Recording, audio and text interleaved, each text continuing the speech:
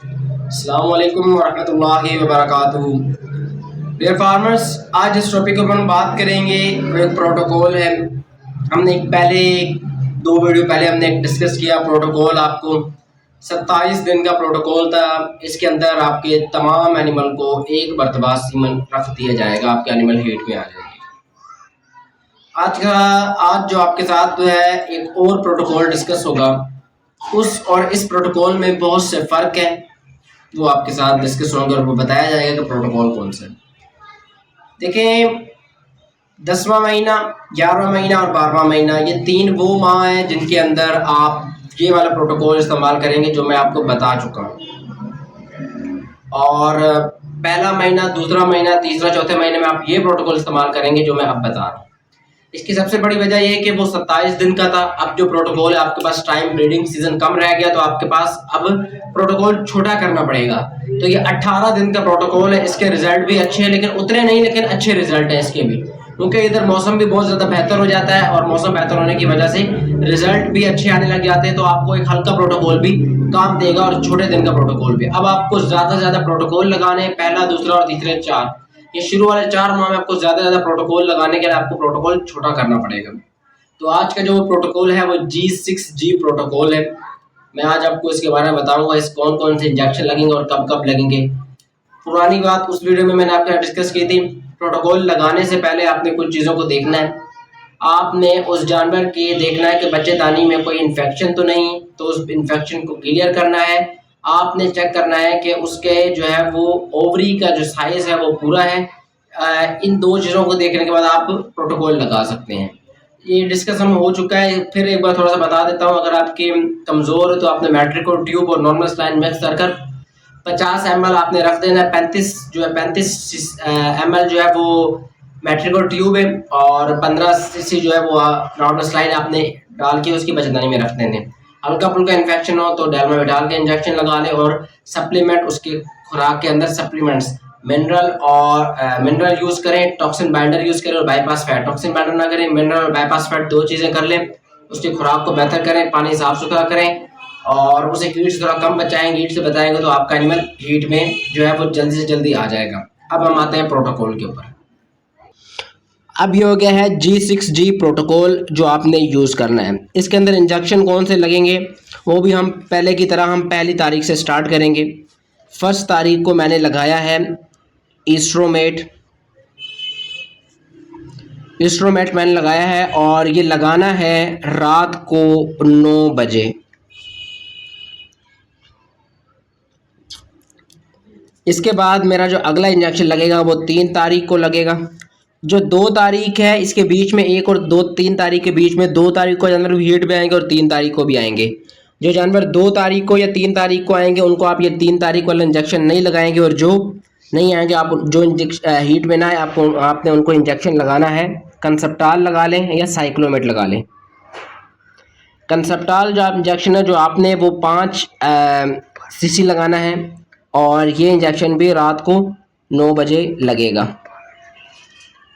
इसके बाद जो है वो आपका अगला जो है वो आप लगाएंगे 9 तारीख को। अब मेरे अंदाज़ा कर लें, मेरे 30 एनिमल थे जिनको मैंने ये प्रोटोकॉल लगाया था। 2 जानवर मेरे यहाँ पे हीट में आ गए और 7-8 जानवर मेरे यहाँ पे हीट में आ गए। तो कम से कम 10 जानवर मेरे यहाँ पे हीट में आ चुके होंगे इस 9 तारीख के प्रोटोकॉल से पहले ही। तो आगे जो आ गए उन्हें इंसेमिनेट कर देना और जो नहीं आए उनको 9 तारीख का प्रोटोकॉल आपने कंसप्टाल यूज़ करना है।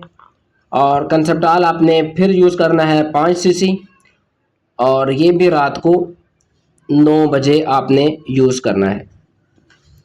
अगला प्रोटोकॉल जो हमारा लगेगा वो 16 तारीख का होगा। 16 तारीख को आपने ये लगाना है दोबारा इंस्ट्रोमेट लगा दें।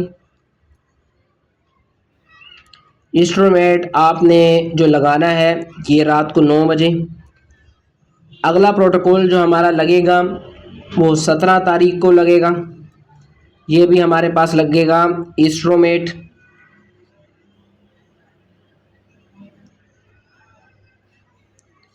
इंस्ट्रोमेट 17 तारीख का प्रोटोकॉल ये भी हमारे पास रात को 9 बजे लगेगा।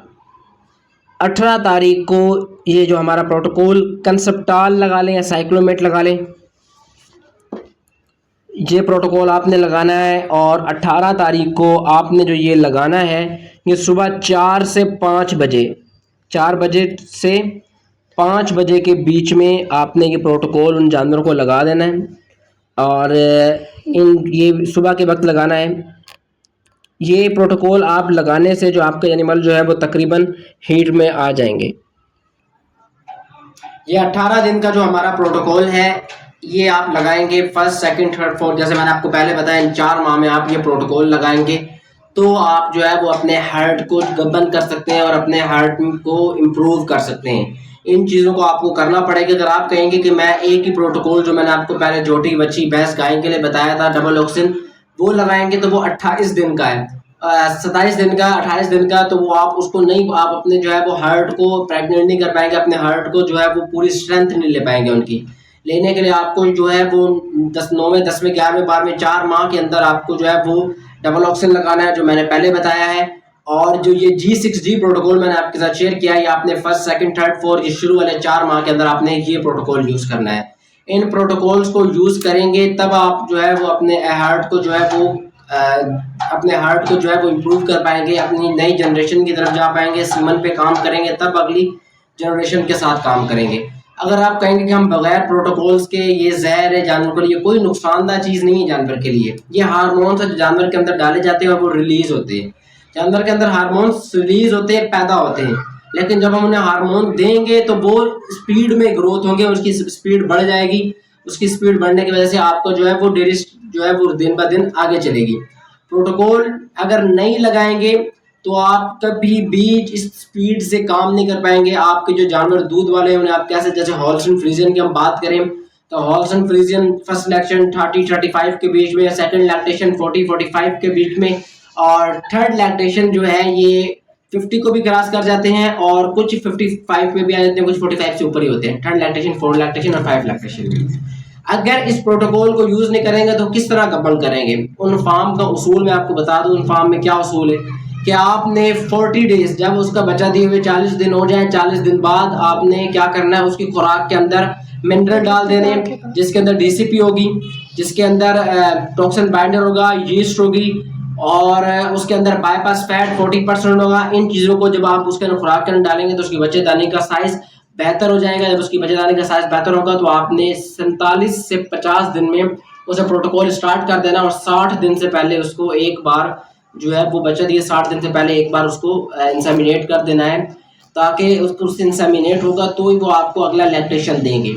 अब इधर एक और टॉपिक जो है वो आ रहा है, उसको मैं थोड़ा सा यहाँ पे साथ कर दूँ इस टॉपिक को, कि इन जानवरों का उस तरीके से दूध नहीं गिरता। हम लोकल ब्रीड की बात करें, हमारी बफलो की बात करें, लोकल गाय की बात करें, या हॉल्स्टीन फ्रीजियन क्रॉस की बात करें, तो इनके अंदर जो होता है कि जिस तरह एनिमल प्रेग्नेंट होता है तो जैसे 2 माह से होते हैं तो वो जो है वो क्रॉस का एनिमल कितना दूध देता है, 25 लीटर देता है।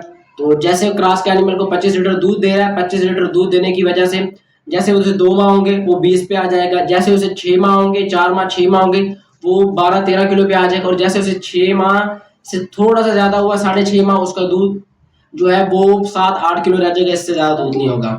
तो इसमें जो मसला आ रहा था वो यही आ रहा था कि क्रॉस ब्रीड में और हमारी लोकल ब्रीड में और बफलो में, कि वो दूध की लांप नहीं है उनकी, कि उनकी दूध की लांप बिल्कुल नहीं है। उनको जो है वो एकदम प्रेग्नेंट करने के बाद, उनको जो इंसेमिनेट करने के बाद एक दिन उनके दूध की परफॉर्मेंस दिन ब दिन गिर जाती है। लेकिन हॉल्स्टीन फ्रीजियन की हम बात करें तो उसमें ऐसा नहीं है, उसकी इस तरह नहीं गिरती है। उसके अगर फर्स्ट लैक्टेशन में 35 है तो उसको जब बच्चे 7 माह हो जाएंगे तो 7 माह बाद भी उसका दूध जो है वो 35 से ज्यादा 25 हो जाएगा, इससे कम नहीं होगा। उसको फिर आपको खुद करना पड़ेगा ड्राई करने के लिए, उसको सुखाने के लिए, उसके हैवाने को सुखाने के लिए